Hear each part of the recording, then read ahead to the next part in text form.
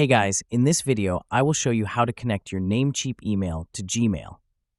Alright, so let's begin with the video. First, open your web browser and log into your Gmail account. Once you're in your inbox, look at the top right corner of the screen and click on the gear icon to open the settings menu.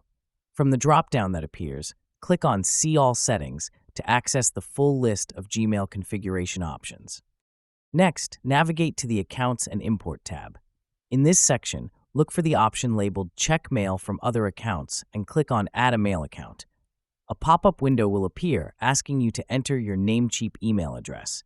Make sure to type the full address string. Once done, click Next to proceed. Now, you'll be asked how you'd like Gmail to import your emails. Select Import Emails from My Other Account POP3 and click Next. On the next screen, you'll need to fill in your Namecheap email's POP settings. For the username, enter your full Namecheap email address again. Then, in the password field, enter your Namecheap email password. In the POP server field, type mail.privateemail.com, and for the port, enter 995. Be sure to check the box that says Always use a secure connection SSL when retrieving mail.